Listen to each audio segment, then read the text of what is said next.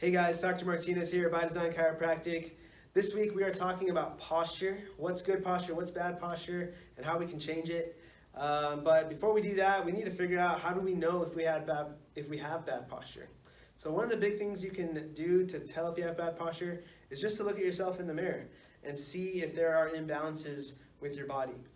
On a normal day-to-day, your spine should be straight up and down, and everything should kind of stem off of that at 90-degree angles. So when it comes to upper back posture, you might notice when you look head on that maybe one shoulder is a little bit higher than the other. Could be vice versa. Typically, we'll notice that on the more dominant side. So if you're right-handed, you might have a tight trap muscle up here. And when muscles are tight for long periods of time, they tend to create a little bit of inflammation. They don't allow good mobility within the joints, and that can actually cause pain later on. So if you're experiencing pain in the upper back and in the neck, you might actually have a postural issue going on. This same area, if we look at it from the side, what you should see, or what's normal, is that your ear should line up with the top of your shoulder. So if you're standing completely straight like that, your ear should line up there and your head should be in neutral looking forward. Now what will happen over time is that, say we have a desk job and we're typing away, over time our head posture tends to go forward and our shoulders start to roll forward like that as well. We round out our back, and that causes these muscles at the base of your neck to tighten up.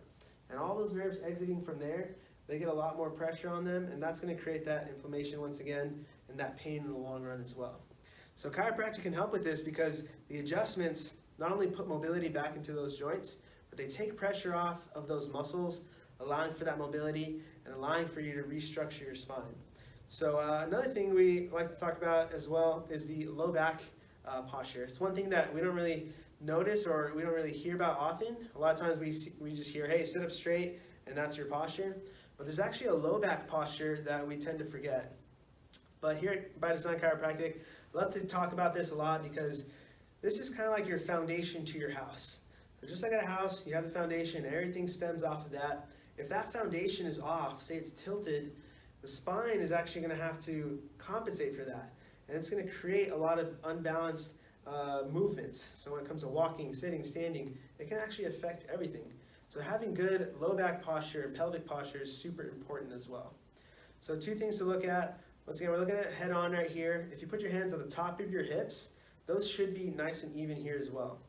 What can happen is, depending on how we sit, how we stand, or how we sleep, that can actually shift your pelvis here. So say, a lot of times I'll notice one side is higher than the other. That's going to be an unstable pelvis. It's going to create that damage in those joints, and over time it can actually create a lot of pain. So correcting that's going to be really important as we go through any care plans.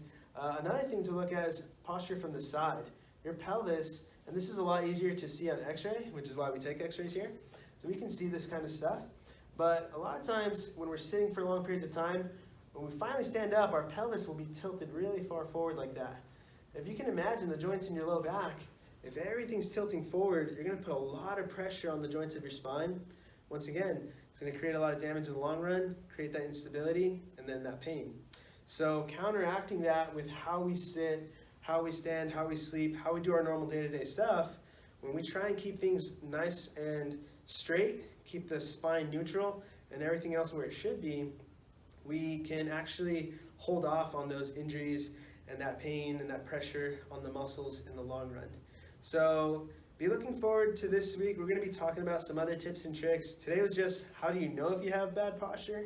So just kind of look at yourself in the mirror, take some pictures, maybe have someone take a picture from the side, from the neck and the low back, and then right in the front. And you can see those unbalanced compensations that are going on in your back. In the next few videos, we're going to be talking about how to counteract that, how to help with good posture, and more practical stuff like how to get in and out of your car, how to sit in a car, how to sit at a desk, and different exercises and tricks to help with that.